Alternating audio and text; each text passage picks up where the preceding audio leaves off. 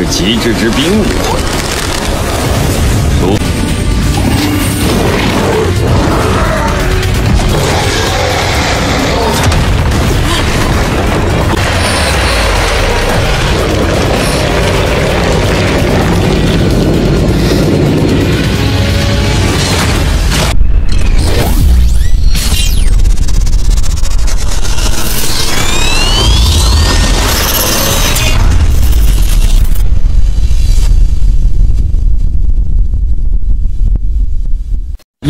Yo, assalamualaikum warahmatullahi wabarakatuh. Welcome back to Bang Kobel Channel. Kali ini Bang Kobel akan mereview Shoulen 2 episode 22 yang baru saja rilis kemarin. Bang Kobel, slogan hari ini apa bang? Slogan hari ini adalah jika mimpimu lebih indah dari kenyataan hidupmu, maka teruslah bermimpi dan janganlah bangun kembali. Karena jika kalian bangun, maka mimpi indahmu akan berakhir.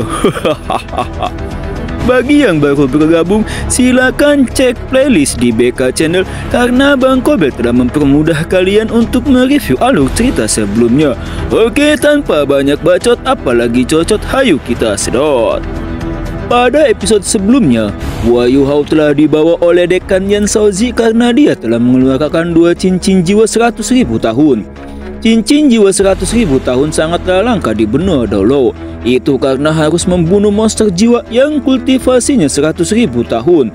Jika diukur dengan kultivator, maka kultivator tersebut haruslah mencapai titel Dolo atau setidaknya level 90 ke atas.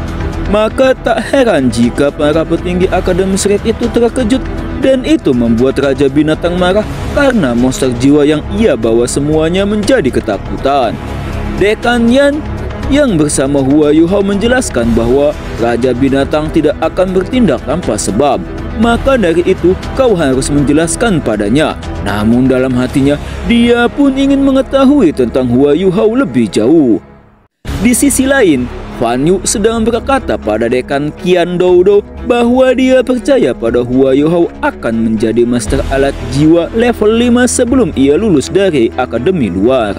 Dekan Qian Doudo menginstruksikan pada Fan Yu agar Hua Yuhao dijadikan Ultimate Soldier atau tentara tertinggi di unit Departemen Alat Jiwa bersama Haiketu. Dan ia membiarkan Hua Yuhao untuk mengikuti tes kenaikan kelas Departemen Roh Pelindung karena ia ingin mengetahui seberapa kuat kemampuan tempur Hua Yuhao, walaupun Hua Yuhao sudah menjadi resmi murid inti Departemen Alat Jiwa. Guru Fan Yu agak cemas akan instruksi itu karena Hua Yuhao masih terlalu muda dan menjadi Ultimate Soldier itu terlalu beresiko. Namun Dekan Qian akan mempertaruhkan segalanya kali ini untuk memperkuat Departemen Alat Jiwanya. Di sela-sela pembicaraan, Haiketu memberitahu mereka bahwa Hua Yuhao dalam masalah dan Dekan Yan Shaozi telah membawanya. Dekan Qian dan Fan Yu pun langsung bergegas ke tempat Dekan Yan Shaozi.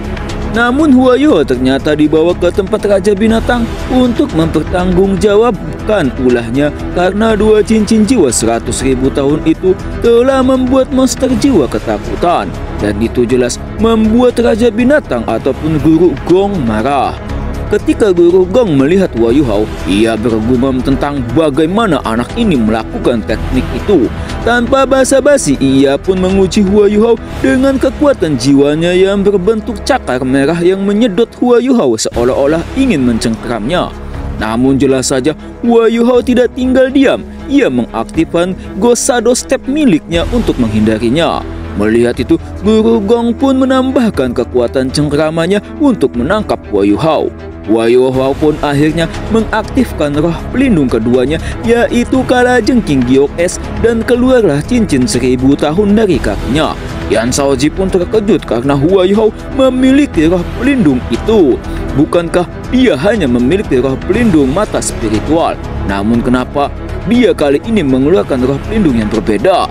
Hua Yuhao mengaktifkan teknik pertamanya, yaitu Ice Empress Pincer.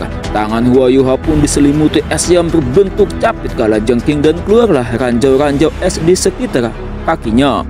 Namun tanpa diduga, ternyata tangan milik Guru Gong itu mengaktifkan cakar itu pun beku. Alhasil teknik milik Guru Gong itu pun hilang. Guru Gong pun bertanya pada Hua Yuhao bahwa di manakah cincin jiwa 100.000 tahunmu? Kenapa hanya ada cincin jiwa 1000 tahun? Dekan Yan menghampiri mereka dan berkata pada Hua Yuhao, bukankah kau memiliki roh pelindung tipe spiritual? Atau jangan-jangan kamu... Dekan Yan dan Guru Gong pun menebak secara bersamaan bahwa Hua Yuhao dipastikan memiliki roh pelindung ganda, dan mereka pun sangat terkejut. Hua Yuhao akhirnya mengakui bahwa ia memiliki roh pelindung ganda, yaitu mata spiritual dan juga kalajengking giok es. Ia pun mempraktikkan teknik kedua dari roh pelindung spiritualnya untuk memanipulasi aura dan kekuatan yang ia mau. Alhasil, ketika Guru Gong dan Yan Shaozi melihat Hua Yuhao yang berubah-ubah roh pelindung itu pun terkejut.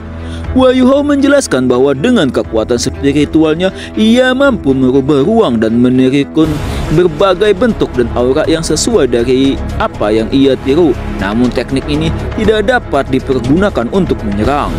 Akhirnya semua keinginan tahuan mereka pun tercerahkan. Namun Guru Gong melarang Hua Yuhao memanipulasi cincin jiwa 100.000 tahun lagi di tempatnya. Jika tidak, ia akan dihukum untuk membersihkan kandang monster jiwa di tempatnya. Dekan Yan yang mengetahui Hua Yuhao mempunyai roh pelindung ganda bergumam bahwa pantas saja Dekan Qian bersikeras ingin merekrut anak ini. Ini tidak bisa dibiarkan. Dulunya dia tuh mencampakkan Hua Yuhao ya, sekarang malah mau ngebatalin gak tuh taruhan nama Dekan Qian. Gila tuh orang. Guru Gong mengambil kesempatan untuk merayu Hua Yuhao agar ia ikut di hutan Xingdou untuk membantunya menangkap monster jiwa. Karena dengan bantuan teknik Hua Yuhao, ia akan dengan mudah menangkap monster berjiwa. Hua Yuhao dengan senang hati akan membantunya. Dekan Yan mengatakan pada mereka bahwa ia ingin berbicara empat mata dengan Hua Yuhao. Ketika mereka sampai di ruangan Dekan Yan, dia mengatakan bahwa pihak Departemen Roh Pelindung tidak begitu teliti menilaimu sehingga mengabaikan murid yang berbakat seperti dirimu. Maka daripada itu, saya ingin meminta maaf yang sedalam-dalamnya padamu secara pribadi. Sebagai bentuk ketulusanku padamu, kau akan menjadi murid inti Departemen Roh Pelindung lebih awal, dan aku secara pribadi akan mengajarimu. Sumber daya akademi juga akan diberikan padamu secara penuh, dan aku juga bisa menjamin dua hal lagi padamu. Yang pertama, Departemen Roh Pelindung kami akan memberikan tulang jiwa yang berkualitas tinggi padamu. Kedua, setidaknya kami akan memberikan satu cincin jiwa 100.000 tahun padamu. Namun siapa sangka ketika Dekan Yan merayu Hua Yuhao, ternyata Dekan Qian dan Guru Fan Yu sedang menguping pembicaraan mereka. Mereka bahkan nampak gelisah pada Hua Yuhao dan dikhawatirkan menerima tawaran yang menggiurkan itu. Dekan Yan melanjutkan bahwa apakah kau tidak ingin bersama Xiao Xiao dan Wang Dong? Walaupun kamu menjadi murid inti dari Departemen Alat Jiwa, namun mereka akan memasuki halaman dalam di Departemen Roh Pelindung. Namun tiba-tiba datanglah Dekan Yan dan Guru Fan Yu mendobrak pintu dan dengan marah berkata pada Dekan Yan, "Yan Shaozi, kau sungguh tidak tahu malu. Apakah kau lupa akan kesepakatan kita?" Dia sambil menunjuk-nunjuk dada Dekan Yan. Dekan Yan pun menjawab, "Aku sudah menepati janjiku. Hua Yuhao sudah menjadi murid inti dari departemen kalian. Aku hanya memberikan saran padanya bahwa jika dia sendiri memutuskan memundurkan diri dari departemenmu dan kembali pada departemenku, aku tentu saja akan menyambutnya."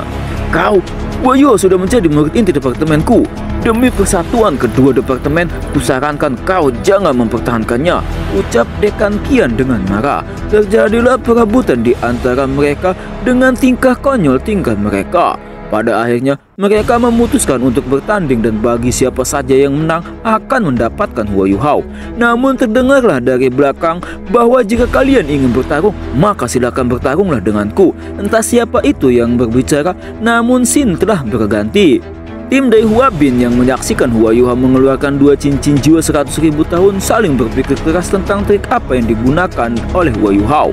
Karena mereka tidak ingin dikalahkan pada pertarungan kali ini dan mereka tidak mau tunduk mengakui kekalahan mereka.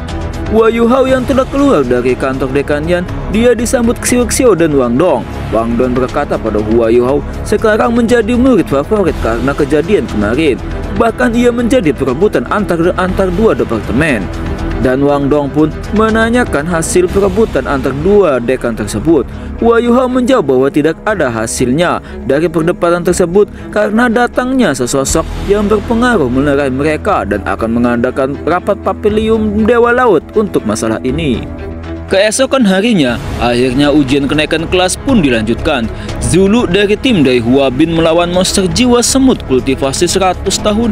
Dia memenangkan ujian itu dengan mudah dan tim Dai Hua Bin pun mendapatkan poin 100.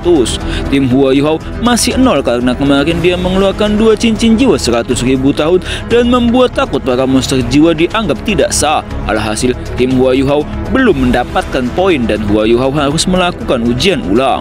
Sekarang adalah giliran Wang Dong. Ia menantang monster jiwa beruang haus darah atribut tanah yang kultivasinya 1000 tahun.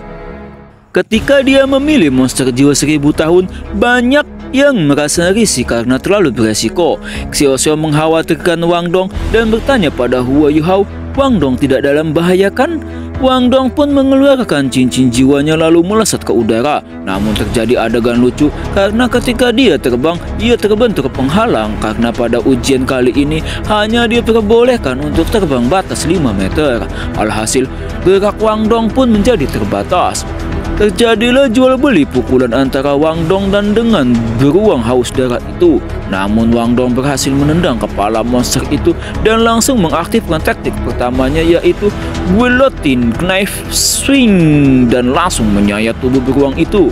Namun tanpa diduga, sayatan itu langsung kembali pulih dan monster jiwa itu pun marah dan kekuatannya pun meningkat pesat, bahkan tubuhnya pun membesar. Kelebihan monster jiwa ini adalah jika ia marah maka ia akan menjadi lebih kuat dan brutal.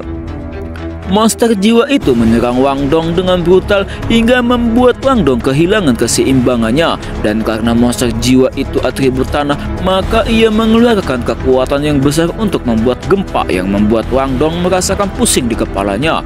Melihat Wang Dong yang sedang lengah, monster jiwa itu pun langsung menyerang Wang Dong dan menelannya tanpa pandang bulu. Melihat Wang Dong yang tertelan oleh monster itu, semuanya pun jadi panik. Bahkan Guru Zhou ingin meminta bantuan pada Dekan Yan dan Raja Binatang.